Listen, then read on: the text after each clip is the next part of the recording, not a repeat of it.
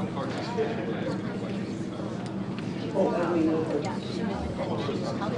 I'm tired.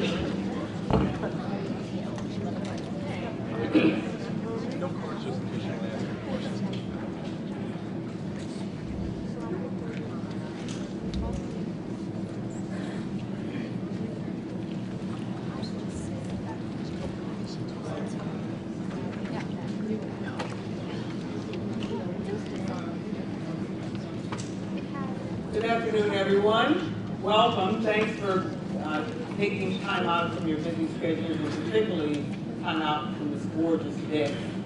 You've got a lot to compete with out there in terms of the weather, but also in terms of some of the other great programming that's been going on all day today. But you're not going to be disappointed. Thanks for being here. My name is Laura Washington. I'm a columnist for Chicago Sun-Times, and I also do political analysis for ABC7. And I'm very honored to be here to lead this panel discussion this afternoon. And you probably know the title because you've seen it in your program, but just to remind you, it's Who Can Balance a Neighborhood Soul Against the Will of Urban Capitalism? I just love that title. That's an interesting question. It's a question you might ask in many different ways. How can we balance a neighborhood soul? How can we balance a neighborhood soul against the will of urban capitalism?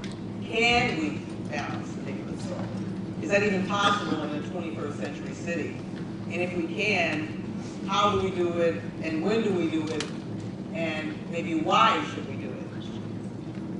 You could answer that question, all those questions in different ways, and we are lucky to have a very diverse, knowledgeable, and thoughtful panel who will all come at that question from different directions.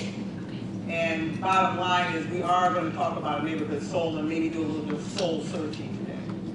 I'm going to first introduce our panel.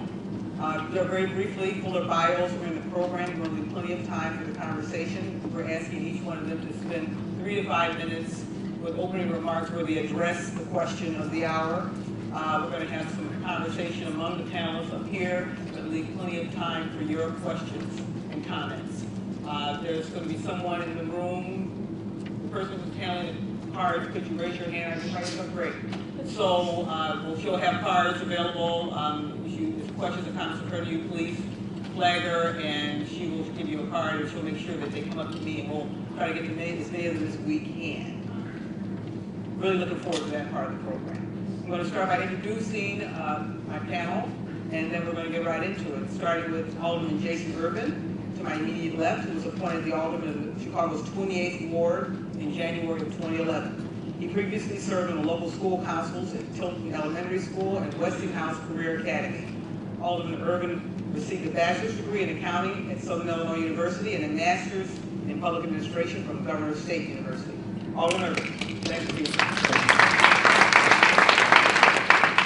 Next to the Alderman is Alice O'Connor, who is a professor of history at the University of California, Santa Barbara. She's also a former director of the university's Washington Center program in Washington, D.C. She was previously a program officer at the Ford Foundation and the Social Science Research Council, as well as a National Science Foundation Fellow at the University of Chicago. She produced a paper for this conference, which was entitled People and Places, Neighborhood as a Strategy of Urban Development from the Progressive Era to Today. Alice O'Connor. Tom Dresser is the co-founder of the Civic Lab, America's only co-working space dedicated to collaboration, education, and innovation for civic engagement. In 1986, he created the Chicago Young Playwrights Festival.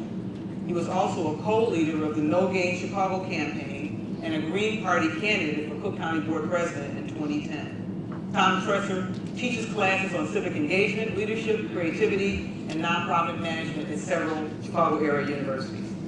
Welcome, Tom.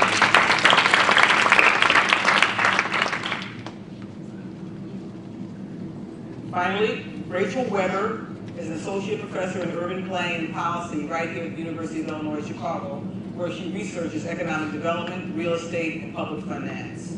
She was appointed by Chicago Mayor Rahm Emanuel to the city's Tax Increment Financing Reform Task Force, and she was also a member of the Urban Policy Advisory Committee for then presidential candidate Barack Obama. Rachel, welcome. Perfect. We're going to kick it off with Alice, who's going to give us a little bit of a taste of that white paper, which you really should take a look at. It's a fine piece of work, and give us some of her reflections on the question of the hour. Okay, great. Yeah, I mean, I will not try to synthesize 100+ years of history in 3 minutes, but I thought I would put a few big thoughts on the table that help to put the conversation about both the soul and the neighborhood and the nature of capitalism, you know, before us. And I should say I'm very happy for the formulation of the question, because so often when we talk about neighborhood development, people just don't talk about capitalism.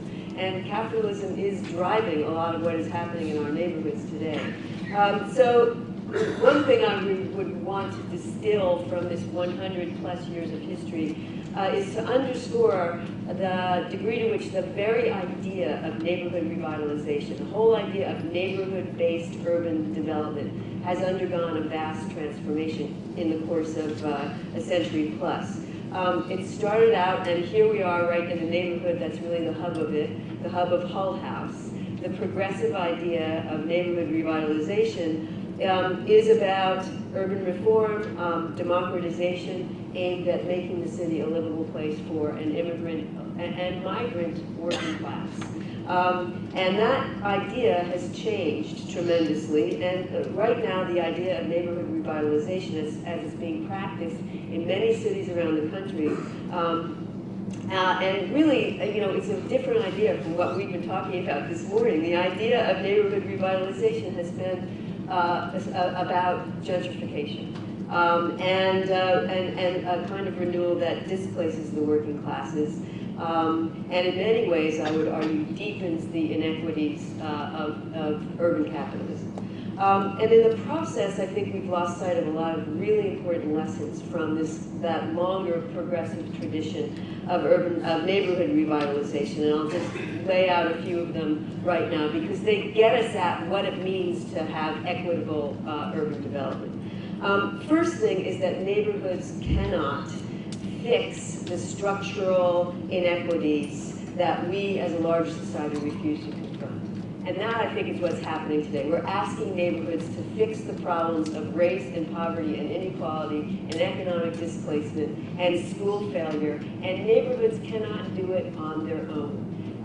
What we keep doing is creating a policy environment that makes it harder and harder and harder for neighborhoods to do their work, and we keep then asking neighborhoods to do more. And that is the thing that it seems to me we need to change first and foremost.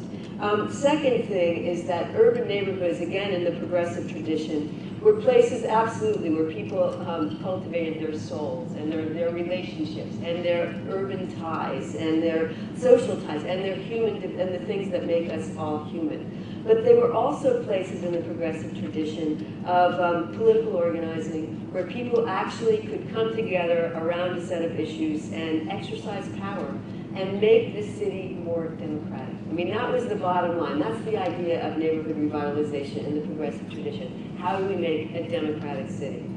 And the third thing I would say is that the very things that make urban neighborhoods livable, especially for the working classes and people who are struggling to make ends meet, there are certain things that cannot be provided through the private for-profit market. Certainly not by the speculative market alone. And the first and foremost among them is affordable housing. Those two things are incompatible. The for-profit market and affordable housing. Over and over and over again throughout history, we come up against this, the impossibility of creating affordable housing through the for-profit market alone. And we've forgotten that lesson. So I'd like to put that on the table to talk about. And then the final thing I would say is that if we're really serious about making neighborhoods a strategy of equitable and inclusive urban development, it's going to require a lot more than tinkering around the edges of where we are right now. So a couple of things I would put on the table as starting points for discussion, where we can actually do some work, I think, at the municipal, regional, and state level, partly because the feds have disappeared from the picture. We'd like to, get more federal resources, but right now let's focus on what we can do at the regional and state and municipal level. First of all, I would say we've got to work towards establishing a higher living wage, a genuine standard of living and employment. Second of all, a much, much bigger public investments in producing genuinely affordable, and here I would say rental housing. We really need to work on this front, and now is a great moment to be doing that.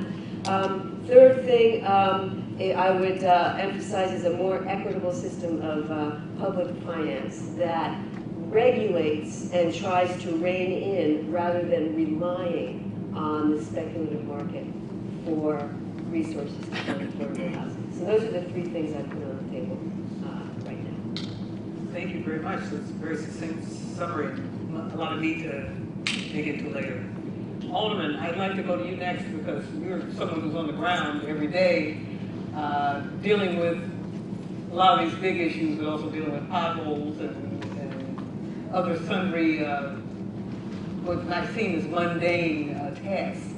What is your take on this question from that perspective? From that perspective, I have to take the position that you cannot lose your soul in redevelopment. And even though we have seen in a number of neighborhoods change dramatically, if we do not take into account the indigenous populations that are there, you will lose the neighborhood soul.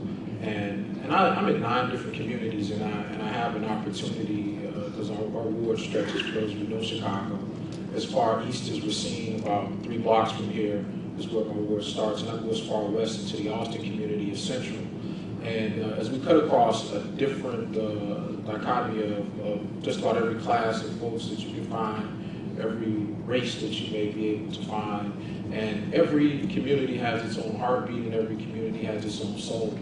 And to ask people to say, if you want betterment, that you have to totally give up or walk away from who you are is something that I'm not willing to allow or willing to make a precedent as far as wanting to see better development and greater development in the communities. And we can take examples even from East and West Garfield Park, where in East Garfield Park currently we're seeing some forms of gentrification, but there's a battle between those who are indigenous to East Garfield and those who are coming into East Garfield, and it's unfortunately becoming an ugly battle.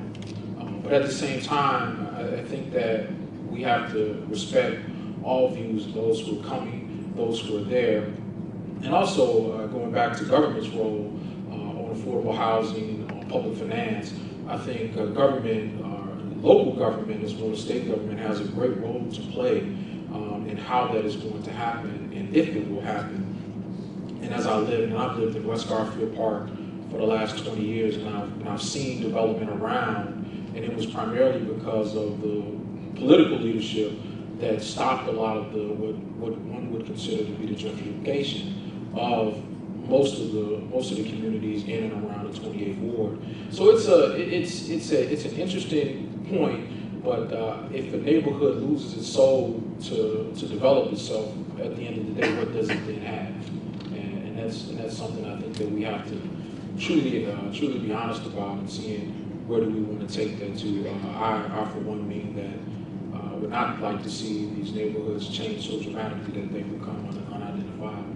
So, and with that, I look forward to some of the other panelists and their views on it. But as far as I'm concerned, that we cannot do that, lose our souls in massive development. Thank you. Tom Tresser. Thank you. So, who can balance the neighborhood soul against the will of urban capitalism is the sorrowful title of our session this afternoon. The short answer is we can and we must. Another way to frame this question is to ask, what is a city for? Or, what is Chicago for, and who is it for? To me, after 30 years of grassroots education, organizing, and community building, I would have to answer that Chicago, as many cities across the planet, has devolved into a mechanism to strip mine the assets of the many and transfer them into the pockets of the few. I will now resist the temptation to recite a list of woes that includes foreclosures, violence, parking meters, school closings, and wage theft, and rather underline a few stories that bring to light the tension that this session surfaces and what I think is the unfulfilled promise of this very conference. In 2008, I helped found Protect Our Parks to fight the privatization of Lincoln Park. We sued the Latin School, the Chicago Park District, and the city of Chicago over a deal to give a chunk of Lincoln Park to the Latin School. That work led me to lead and co-organize No Game Chicago, an all-volunteer effort to derail Chicago's 2016 Olympic bid. I then took on the task of exposing and opposing efforts to privatize Chicago, including the Chicago Infrastructure Trust. It seemed that during those years, I and my allies were in direct opposition to many of the keynote presenters and stars of this conference. The voice of the neighborhood and the sense of the public trust was nowhere to be found. Who was pushing what agenda for Chicago? Now, right now at the Civic Lab, we see two sets of stories that really surface the theme of this session. Mike and Carmilla are two homeless activists and researchers investigating the machinations of the hedge fund Blackstone Group in the Chicago housing market. They were occupying a home that was then bought by a subsidiary of Blackstone and are now litigating and trying to understand what happened to them and who has profited from their misery and the misery of other modest and low-income people across the USA. Lauren is a former Chicago public school teacher who was steered to a corrupt developer via the Homes for Chicago Teachers program in 2005. Her experience with shoddy and dangerous building practices led her to sell quickly at a loss. And now that unit is so far underwater as to make the subsequent owner impoverished and another candidate for homelessness. These two stories are not isolated, and I believe illustrate a very nasty side of Chicago's urban policy and power structure. Finally, another story that places a boundary around these former stories. Patrick Thompson, the grandson of Richard Ray J. Daley and a commissioner of the Water Reclamation District, and as a partner of the law firm of Burke, Warren, McKay, and Sartella, is seeking to be the next alderman from his family's traditional political stronghold in the 11th Ward. The current alderman, James Balser, has graciously agreed to retire to make way for the next generation of Daleys to govern Chicago. So Chicago, in my view, is three Chicagos. One for the powerful, one for the wealthy, and one for the rest of us. So I'd like to take this moment to issue a challenge for all those in attendance to the UIC Urban Forum to think differently about who is Chicago for, and to resurrect the spirit of Jane Addams, which has just been invoked, and Florence Scala, two powerful women who lived and worked not too far from where we are meeting. Ms. Addams was a civic innovator, and Ms. Scala was a civic protester. Both were bold and creative and challenged the powers that were, and dared to speak out and act out against corruption and incompetence, injustice, and poverty of spirit. My friends, it's time to think boldly and act boldly, and to bring to forums such as this the Addams and the Scalas of our time. We need to hear them, and we need to heed them. Where are they?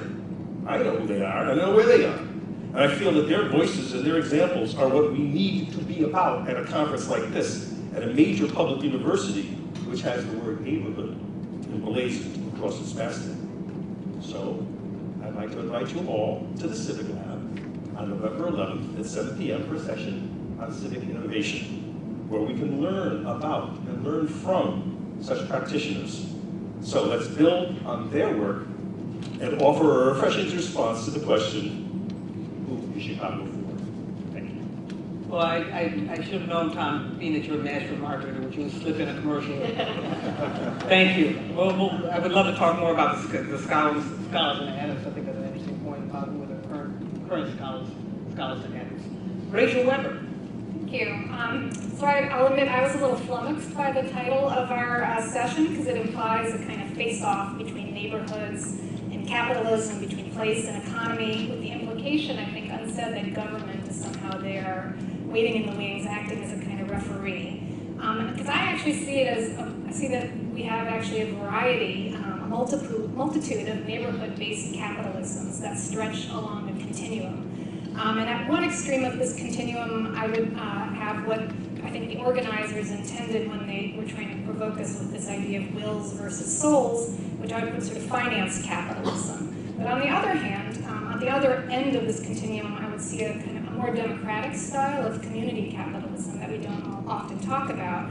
And I recognize that this is a kind of crude dichotomy, and it's filled with all kinds of sort of hybrids of these models.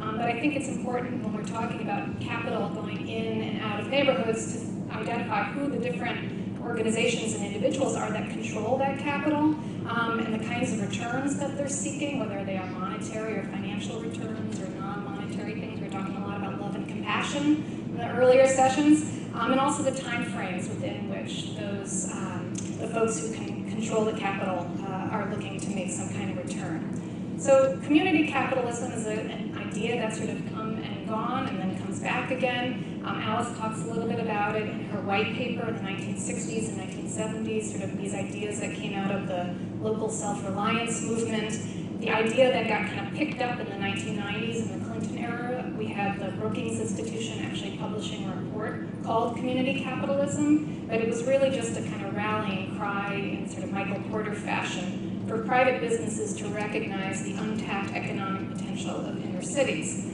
I'm more interested in the sort of local self-reliance, the sort of bottom-up types of innovations, and the kind of stuff that Tom is doing with Civic Lab. Things like housing, worker, and consumer-based co-ops, community development, financial institutions. These are kinds of organizations and initiatives that stress local control over capital, over investment, that they seek modest returns that are then recycled within the community, and they emphasize long-term stewardship. And Chicago is actually home to a lot of these kinds of experiments and sort of long-term institutions, places like Acción, which provides microloans to small entrepreneurs in underserved markets, or there are a whole bunch of kind of under-the-radar cooperatives that are being started on the west side in areas like green cleaning, catering, printing, bike repair, offering these kinds of services. And then my students are always urging me to consider the sort of newer variations of what they see as community capitalism, things like crowdfunding. But I've still got questions and reservations. I don't know if Kickstarter, for example, is bringing together the laudable goals of self-employment and community building, or if it's really just commodifying community and networks and giving all the profits to Amazon, who apparently is behind the sort of financial sponsor for Kickstarter. The finance capitalism model is a lot more familiar to us, and I think it's what folks on this panel were talking about. This, you know, everybody from the small-scale home flipper to Blackstone, this private equity fund that Tom mentioned. You know, I think that they're purchasing the Stuyvesant Town in Manhattan, 20,000 rent stabilized apartments that they purchased with the intention of converting or deregulating them to market rates. So in these cases, in the sort of case of finance capitalism, we see absentee investors who have little knowledge of the neighborhood. They're speculating on near-term appreciation and expecting increasingly higher returns. Under this model, the goal is to sniff out and unlock hidden cash flows. And I think financial capitalism can cause the kind of dislocation and conflict that we talk about, partly because one of the ways in which you unlock these cash flows is by capitalizing on differences between old and new buildings, differences between old and new residents. So I'm presenting these very oversimplified models, just, you know, because I think they apply to what sort of behaviors of private capital. I also think they apply to public capital as well, because we do think that local governments at least can act as a kind of intermediary between capital and place, and they're stewards of what is perhaps the largest source of collectively produced wealth, which is taxes. So governments have the capacity to open up public funds to more democratic forms of neighborhood investment and to focus on improving the lot of existing residents and businesses rather than possible or future ones. I've been involved in an initiative called participatory budgeting, where we've gotten, over the last few years, 4 Chicago aldermen to basically put up their discretionary capital improvement money, their menu money, for public deliberation and a vote. So that's a good example, I think, of sort of letting the, you know, sort of democratically controlling some of this public capital. You know, these are our tax revenues, or the Cook County Land Trust that Bridget Gaynor was talking about this morning. But I think it's still more common for cities to swing in the opposite direction towards finance capitalism. Cities look for new income streams to monetize, whether it's property tax increment in the case of TIF, or parking fees in the case of the meters privatization, and they subsidize and pass regulations that will increase those income streams. Cities have come to see financial returns as an end rather than a means of public policy, which is why, as Alice was saying, so many of these policies that seek to piggyback on the market end up providing very few long-term benefits to neighborhoods, or worse, leaving them struggling for their souls. Although we find instances of these two types of models in Chicago, I think if we looked at the city's budget, the priorities are pretty clear. So for example, last year we had $4 million allocated to participatory budgeting. These are, again, sort of individual aldermen who chose to do this. So $4 million on one hand, $500 million in our TIF accounts in 1 year. 4 million versus 500 million. $4.5 million is what the state gave to start the land trust, selling off $3.5 million worth of meter, skyway, and garage fees. So these projects are not really even in the same league. And if we expect our governments to do more than just pave the way for finance, we're going to need to organize to move the needle in a different direction. And just to pick up on that last point, those numbers are really profound. How do you organize, with such a David and Goliath, configuration? People have been organized in Chicago going way back before Jane Addams, and look where we are. So what's different? Are we not organizing enough? Are we not doing the right kind of organizing? Oh, that's a provocative question. I mean, I think first of all, you need to have the numbers at hand, and it was so hard for years to even figure out how much money we were spending. I mean, I've been here for 16 years, and I was spending 14 of those just trying to figure out how the city spent its TIF monies. It was a struggle as well. So before you can organize, you have to kind of have a clear picture of what these different priorities even look like, and just getting the information was a challenge. But I would say that there are sort of bright spots in organizing, but it's an uphill struggle, and people burn out. I mean, I think the Grassroots Collaborative has done a great job of sort of shining a light on the fact that we use TIF subsidies to pay corporate headquarters, basically to move from one building across the street to another building in the loop. And I think as a result of some of that organizing, many of these subsidized corporations ended up giving back their TIF allocations. So there was a kind of public shaming for very profitable corporations receiving public handouts. So I think sort of exposing these kinds of inequities, they brought out a gold-plated toilet at one of the protests in front of the Merck to just point out, because I think that the Mercantile Exchange used some of their subsidies basically to renovate the bathrooms for their C-suite for the CEOs and COOs. So I think those kinds of media ploys or direct action types of techniques can actually be very effective. Especially when you say when they're backed up with research and data. I would like to open up to everyone. Just to piggyback on that, I think one of the things, again, looking back at history and Jane Addams, that tradition, the neighborhood as a strategy is an embedded strategy, right? And it's an embedded strategy in that it's part of a larger labor agenda, it's part of a larger, agenda about, reforming the tax system, for example. I mean, at the time when the progressives were organizing around these issues, the municipal tax system, especially in a place like Chicago, was all about sort of special and very limited allocations that would serve only the people, for whom the development was being produced. And the point is that they linked these things, these devil in the detail things, to living wages. Right? And so if you make the TIF issue part of an agenda that's about getting $15 an hour as a living wage, which is, it's really gaining traction as an issue. That's a way of drawing attention to it, but also making it part of a bigger platform. And I think that one of the things that's been missing is there's too much fragmentation among the organizers around issues. So linking those two things together is really key. Well, I can tell you, having just done the 23rd TIF meeting Monday night for the second ward, where 200 people showed up, I can tell you that the citizens of Chicago have the appetite and the aptitude to grasp this information of how their money is being used, and they're angry. They don't like it. They don't like these rifle-shot, cloud-driven gumball machines that we call TIF, which is all about cloud and has nothing to do with economic development or sound public policy. Planners in this room will back me up on this, but what I'm just here to report is 3,600 folk have come into rooms all over the city to just hear about how the TIF flows. So they get it, and then they go, well, we don't like that. So what can we replace it with that's more economic, just, sustainable, that really speaks to the Detroit world-class city? Because every time I hear that phrase, I say, Richard, well, hold your wallet.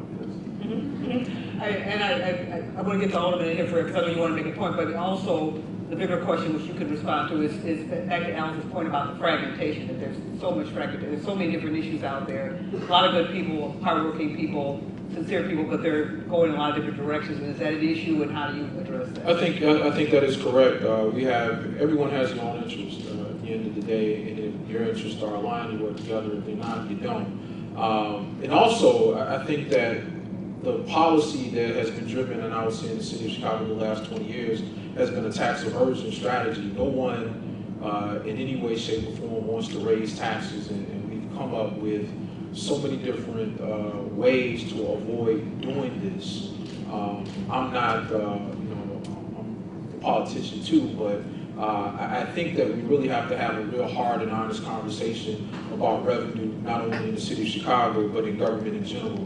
Because if we choose to keep taking this path of gimmicks and accounting tricks to fill budget gaps, and at the same time our cost of doing business is going up, but our revenues are either staying flat, and if they are going up, they're going up on the backs of a group of people that generally cannot afford what's happening. That's no way to continue to grow and thrive. And I also would disagree in some respects on the TIF point.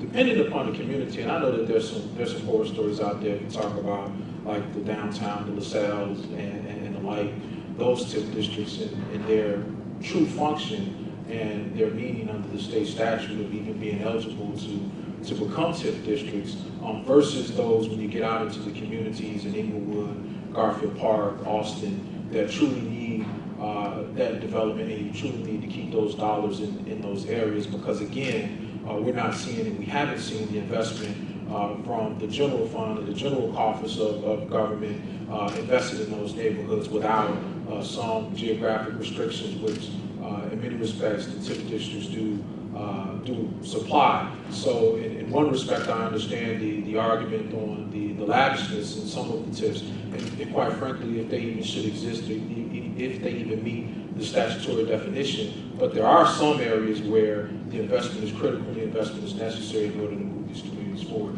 And talk about not having a total capitalistic view where market's going to drive everything, and takes us back to, can we then retain our soul if it's just up to the market demand and the like. So sadly, though, there's a real kind of gross inequity between the really lucrative TIFs that could spend a lot, so they bring in a lot, and they also really spend a lot. And then what I would call about 2/3 of our current TIF districts, which are almost dormant. There's just not a lot of activity, or if there is activity, it's small scale. I mean, it's often for great projects, it's for senior housing.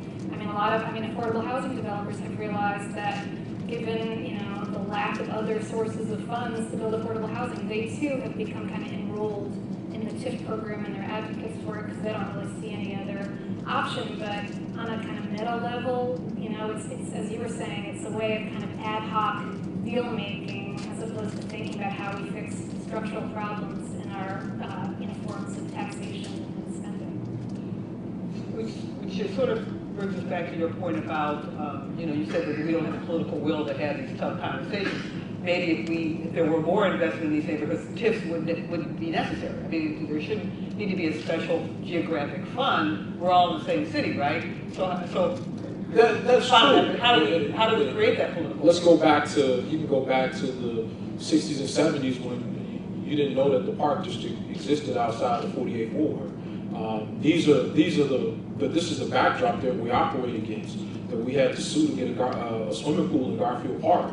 This is what we're operating against, and Not to say that there haven't been changes, but we're still operating in partial with some of that ingrained institutionalism that's been there since the 70s, since the 60s. We're still operating under those guises. So there must be some tools that will drive development in areas that need it, and there needs to be some community control over those tools of development and not left totally up to market forces. Because we will be out in gentrification, and a greater sense will take place, especially on parts of the West Side, given its geographic proximity to everything. And that's one of my greatest fears, and that's one of the things that I have to continue to guard against. Well, I would put it to you that there is no plan for developing the city of Chicago that you folks have been asked about. As I say, I've been to 29 wards, and the folks in Pullman are not down with giving the world's biggest company, Walmart, $11 million to build a market down there.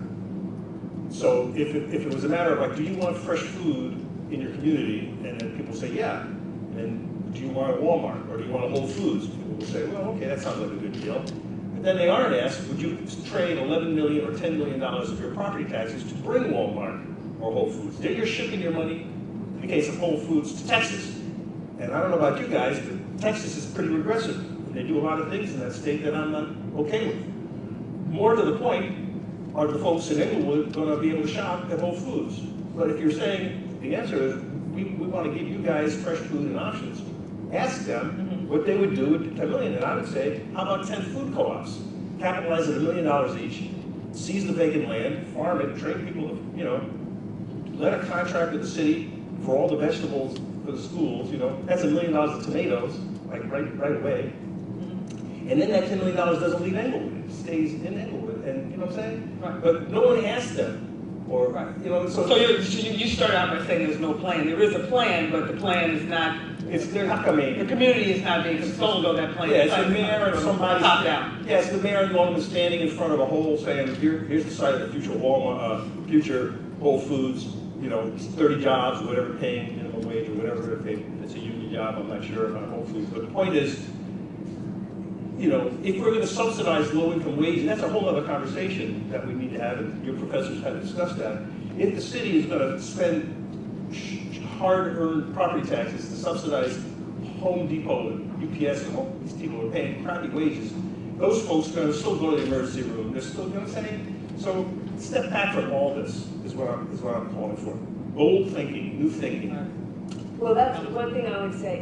And again, I mean, I should let you harp on the public finance issues, but I think this is it's a moment when coming up with, they don't even have to be creative ideas. We can go back to some old ideas about good old-fashioned redistributive taxation. I mean, I think again, when you look at this from the historical standpoint, you see how narrow we have become in our sense of what the alternatives are.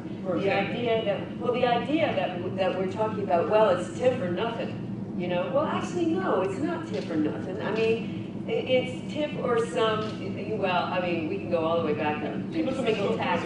Well, I mean, so a good example, the great example of the progressive era is this single tax idea. Now that is actually, it's very controversial at the time, but it's a very heavy tax on speculation of all kinds, right? And so the idea was that you use a heavy taxation on speculation to fund broader civic, real estate speculation in particular. Because at the time, all the development that was being done through real estate speculation and through special assessments. They're very narrow special assessments where a group of business people would do what they've been doing these days, whether it's through a TIF or through a business investment district, and then say, all right, we'll tax ourselves to do the work that needs to be done in this little area. We will benefit from the little extra increment that we pay for. Nobody else will. And we'll ignore the fact that the very real estate we're sitting on actually ends up being subsidized by the rest of the people anyway. So we'll just pretend we're paying our own way. And the reality is we're not paying our own way. So the whole idea behind that kind of taxation, where you really go at, you acknowledge that all of this wealth that is being created by, speculative real estate practices is actually being subsidized by the working classes who are paying rents. You assess that at its true value, and you use that, for redistributive purposes. Now that's a radical idea. And where did that operate and when? Well, actually, I mean, there were some municipalities. Cleveland, famously, it didn't actually end up passing the single tax, but a version of it, very heavy taxation on real estate speculation, did reign in certain cities. Cleveland is the one that most people point to. The larger point, though, is that putting such ideas on the table and having alternatives and saying, these are not off the table, they are on the table, and let's talk about them, was the way to get the idea that we need a decent, realistic system of municipal public finance if we are actually going to be anything more than a two cities. Because, look, this place is becoming, cities are becoming unaffordable for, a lot of people, not just low-wage workers. Well, one of the things that we discovered in the TIF Elimination Project is that there's $1.71 billion in property taxes sitting in the TIF accounts on January 1st, 2014. The mayor acknowledged that fact, but then he turned around and said that 1.6 billion and change is committed. We FOIA'd him, we await his answer. Account for that money. It's our $2 billion. He says it's not available to open your schools or your clinics or your gardens or any of the damn things that we are needing in the city. He's saying it's all committed. And the language in the TIF accounts says reserved for future development. We want to know what? You got another Walmart coming? Or just account for it. And you haven't had a response? No, sir. How long has it been pending? Well, the FOIA that we helped the teachers union file last year is back. Go screw yourself. It's too much work. We can't possibly give you all this information. So we offered to send high school students with calculators to the fifth floor because they show the future. To get some response. Future accountants of America, Yeah. Homework helpers, show us where the documents are. We got some 100 teenagers, we'll sort it out, a couple hours. They didn't really take it seriously. So we FOIA'd again, only this time, we're gonna take it all away. So if we don't get, and don't give me a spreadsheet that just says, Kinsey TIF, $50 million, check mark. You want to see the Produce the contract, Yeah. or the memo, or the loan book, because we're paying that. But again, you're still focused on TIFs as the Well, only this game one- in town. This and- one little thing, Yeah. yes, great, Yeah. absolutely. If we can get that $2 billion liberated, that would go a long way, but it's not all really trick in the book. I would say sadly that we've moved in the exact opposite direction of what Alice was talking about with this single tax or progressive taxation system. What we've done is in 1981 we reduced the capital gains tax. In 2003 we reduced it again. So that if you're reducing the capital gains tax, it's sort of saying like speculate all you want. In fact, like if you can make a killing buying low and selling high, go for it because that's the spirit of capitalism. And so rather than even try to sort of rein that in, our federal government has encouraged that. Instead, we've moved more, and because, as Alderman is saying, keeping our property taxes low, what do? We increase fees.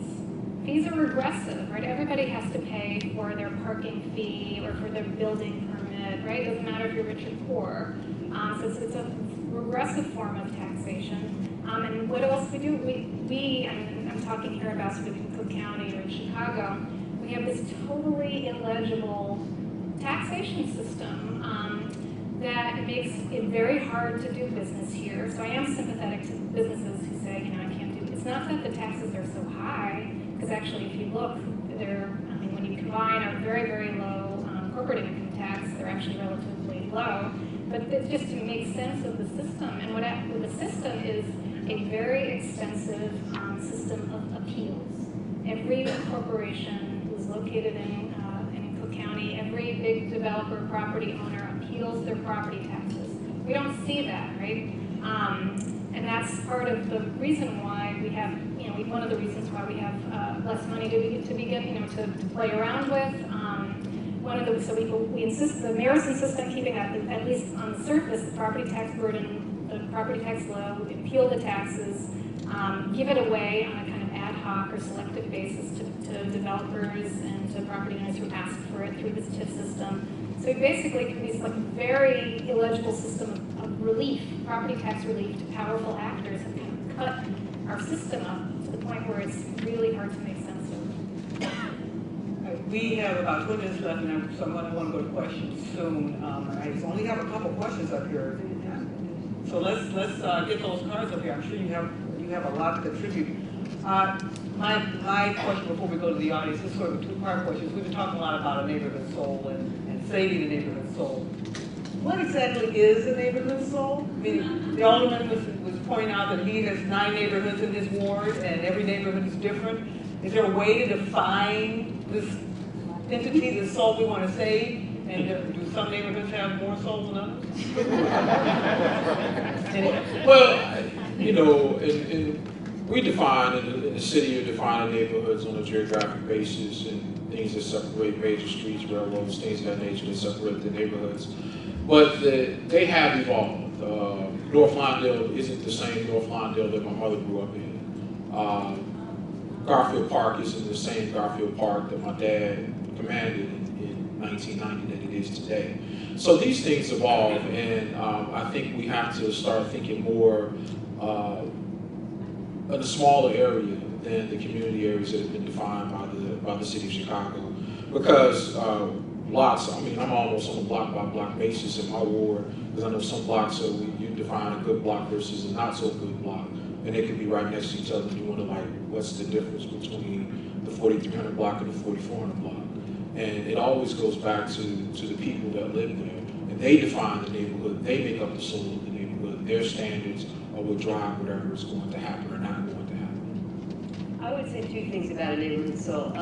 You know, we heard, I was surprised to hear that Ben Bernanke was quoting Jane Jacobs. But, you know, the classic definition in a lot of the way people think about it, the neighborhood soul, is this very famous book by Jane Jacobs, an urban activist who, you know, cut her teeth protesting urban renewal in the late 1950s and 1960s, and her ideal neighborhood was Greenwich Village before it became gilding, actually. And it was you know, it meant a place of mixed enterprise where you walked down the street, you knew the butcher, you knew the bread maker, and there was a genuine mix of income, and there was a genuine mix of ethnicity. But also, it was a place where, you know, you cultivated ties outside of your family and also within your family. And so that's one thing. Second thing, What you're describing, I think, is an ideal. it's a very idealized. So Right. but there's something to that. You don't have to have the idealized version, but you know, something like that. The everyday interaction. Second thing, though, is as I said before, it is a place of political of action. I think is part of the neighborhood soul. But the other thing I did want to bring up sort of stems from Isaiah Thomas's comments before when he was talking about the importance of play. The progressive movement, and this neighborhood in particular, they made a huge investment in the playground movement. And the reason I bring that up is because their idea of the playground movement was not just about getting, you know, good recreational areas or good arts programs, and it was about all of that. But it was about this concept of the right to a childhood. And they kind of centered their idea of the neighborhood around that. The right to a childhood in the progressive era was about we need to ban child labor, among other things. But also we need to pay a living wage so that families don't have to send their kids out to work. But the very powerful concept of the right to a childhood, it seems to me, it's a very powerful idea because right now, if we look around, there are millions of children in this country who are being denied the right to a childhood. Especially given what the city has been experiencing over the last year or so in terms of violence. Exactly. Yeah. Duarte, do you want to comment on this question about what is a neighborhood soul? Well, I would just add on some metrics in terms of health, maybe, in terms of, you know, can you walk to work? Are you safe in your person? Do you have a world-class school? And I'm talking about open enrollment, no lotteries, no Your parents don't have to be geniuses to try to finagle you in, and or some politicians to buy your way in. Can your child walk to a school that is world class? Yes or no? And are you safe in your person? And is there a chance of livelihood? Can you get a job around here? For starters. Rachel? I think a lot of that soul is embodied in the built environment, and that's one of the reasons why certain sort of cherished buildings, often old buildings, are kind of touchstones of memory and really important for just sort of orienting a neighborhood. And that's one of the sort of the setup of this question is sort of what happens when those disappear, and oftentimes those are not the most fiscally or financially productive buildings, and that's one of the reasons why the issue of historic preservation is often so sort of conflict-ridden, is it often pits old versus new residents. I'm not saying that new construction can't acquire that sort of veneer of being an important community building, but it often takes longer just because of people's association with place. So I want to, excuse me, the first question is directed to the alderman, and it's very specific. This person wants to know, are there any initiatives or projects in your district that speak to reviving the neighborhood in which it's placed? Actually, as soon as I leave here, I'm headed downtown to the Plan Commission to do exactly just that, and we're doing it with folks that are from the community. Right now, I see that we have to develop housing in a greater portion of the west side of Chicago that is affordable, that does allow people who are from that community to come and be a part of the community. And right now, we're seeing such a demolition frenzy in many communities about buildings, and that's purely a function of economics. And us having an opportunity to rebuild those communities, I think, is the first stage is going to be how we bring affordable housing back. And I totally agree with the point that we have to have balance in that. We can't have it all one way, but at the same time, we still need to make sure that we have affordable housing, which then brings forth another set of economic development. But right now, we're losing population in many communities at a very fast pace. And if we don't do something to reverse that trend, these communities will not be livable, the resources will not be there. One of the reasons that our ward now stretches to Racine, when it traditionally was bounded near Kedzie, is because of the loss of population on the west side of Chicago, and us having to reach so far and wide. And when I tell people the boundaries of our ward, if you looked at it back in the 70s and looking at it today, it's night and day. The next question to anyone is to the points that were made about taxes and redistribution. How can this occur in Chicago and Illinois given the political climate? For example, the failure of the graduated income tax to even get a vote in the General Assembly this past spring. Given the political climate, how can we get anything done? Yeah. Well, let me say this. If you drive down Fifth Avenue in my ward, there's a sign that says everybody wants to get to heaven, but nobody wants to die. And it's true. We cannot have more service, more things, but be unwilling to pay. And until we get those two things in balance, we will continue to have great ideas, but not the will, because no one wants to pay. And that is not going to work. It's not a tenable situation. So until we come to a realization that we have to, pay for what we want, we can't move. Well, politicians are part of that conversation, elected officials are part of that conversation. This question is saying that they didn't respond to this one specific issue last spring. Is it important or necessary for them to take leadership and put those tough questions before the voters and bring them along? I think so. I've started talking about pension reform in my ward and community meetings. I started talking about this in March, because at the end of the day, we have to address this issue. If we make decisions in this next 3 to 4 years, will tell us how we're going to live in the next 40 to 50 years.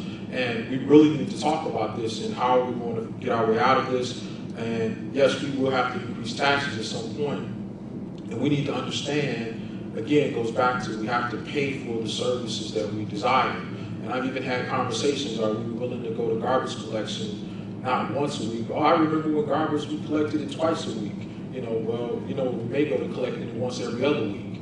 And these are some serious questions that we have to ask the electorate and be unafraid to hear what they have to say.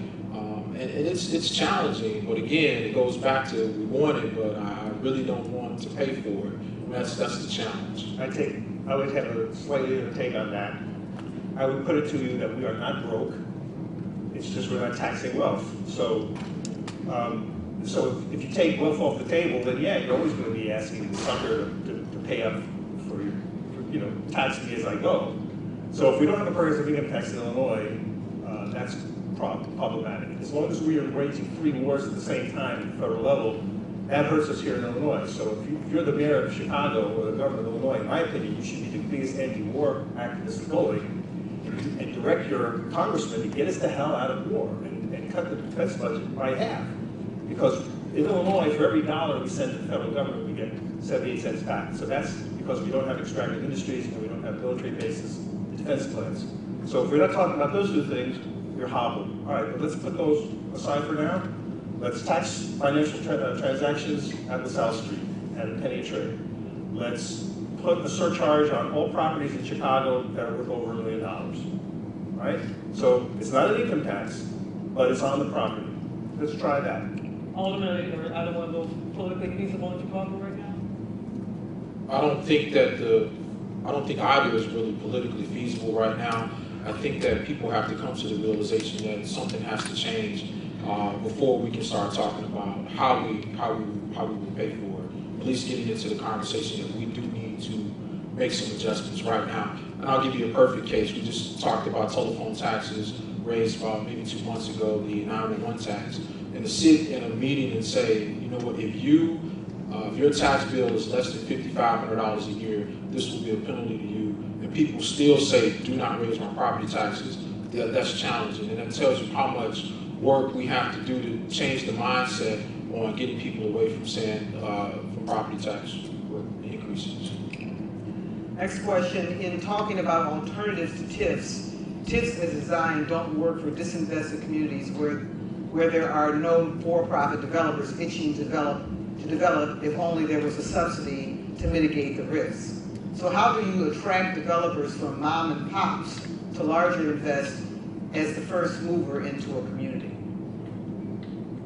How do you get those, especially in the largely disinvested communities, to get? You're saying in a non-TIF environment? In the heavily disinvested communities. It sounds like what they're saying is some neighborhoods who developers just don't want to go. Nobody wants to go there. What's available.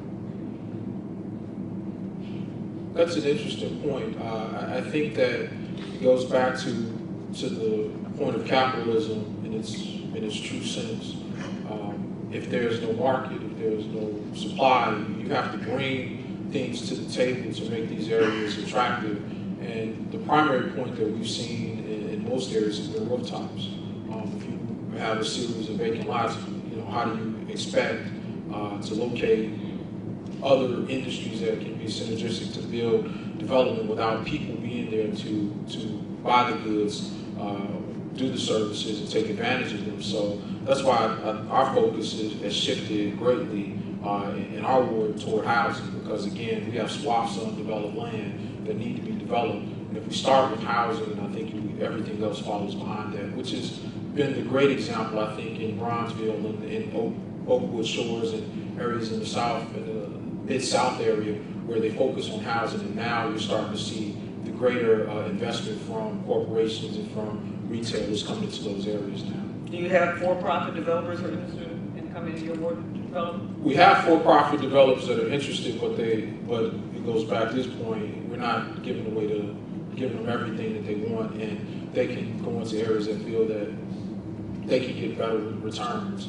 So that's why we're looking at more of the neighborhood-based organizations, one of which is general community development corporations can do their work, and they're not as centered on the profit motive as they are on making the community a better place. I think the sort of first person on the dance floor problem is a perennial one, and it's one that we're sort of thinking about when we think of all these dormant TIF districts. If they depend on market interest and you're not getting market interest, there's no increments, and that kind of recursive way in which these economic development incentives work, they're kind of doomed to be, sort of low producing and low investing for long periods of time. So what do? Well, you take a look at sort of what the assets of the community are, and maybe you do start with some of these more bottom-up types of initiatives. You start with the cooperatives, or you start with the sort of small business training and small business loans for people who live there, right? You're not trying to attract people from other places because they could go anywhere else, but you're trying to get people to have some kind of prior commitment to the neighborhood. I was impressed by Isaiah Thomas, everything he's done for the neighborhood that he grew up in. So you have to sort of, I hate to say it, kind of exploit that kind of like a personal connection to place. And then I do think, I'm not so against any form of public subsidization of business. I think that it's exactly for those kind of first movers or catalyst projects that's exactly when you need public subsidy. It's when you are, financing the 15th corporate headquarters who's moving around the loop that I, start objecting, and I don't take issue with that, but I do think that that's exactly the place for investment in public planning. And the Isaiah Thomas story is very interesting. We brought him back to East Garfield Park about 2.5 years ago, and I actually lived about a block from where he was born. And for someone of that caliber, and again, like you said, it's the first person on the dance floor, we can attract those type of individuals to reinvest back into the community and live there. That is what we think will kickstart development in a grander sense. So he's definitely partnered in what we're trying to do as far as in the redevelopment efforts in East Garfield Park. So, well, let me throw another idea again off the charts. So I believe a year or so ago, Chicago spent about $3 billion for CTA cars, and the contractor was Bombardier, which is a French company whose plant was in Connecticut. So we sent $3 billion to Paris, and some of it dropped off in Connecticut. What if we built those rail cars in London?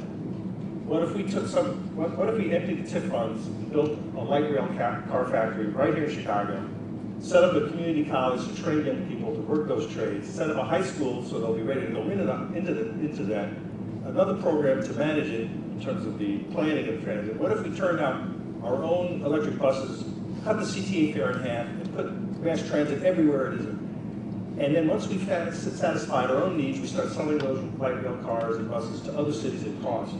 Every worker who builds those cars puts their name on them, with their picture instead of advertising. Now I'm putting that out there. This is a place to put ideas on the table, no? There are people in this room, for all I know, who can make that happen. So I'm deadly earnest, people. I mean, as our speakers have indicated, we're playing around the edges, we're fringing, we're twiddling, we're rearranging the seats on the Titanic. It isn't going to work. You guys need to demand more from our leaders. These ideas are out there. We are not broke. We have the assets. We have the resources. They're right here. As you say, be bold. I say that, yes, ma'am. We have 2 elections coming up, God forbid. Let's hang on to them while we can. One in November, one in national elections and statewide elections in November, and municipal elections in February. Final question as we close out to all of you. Tom has put a series of great ideas on the table. What are the ideas that folks in the room should be thinking about, pushing, planning, agitating about, in the context of the coming elections or beyond? Anyone? Rachel? I often get asked to weigh in when things are bad, as opposed to actually proposing new ideas for Well, they're pretty bad right now. but it's more the can you just tell me how bad the situation is, and I tell how bad it is, as opposed to coming up with the fresh new ideas.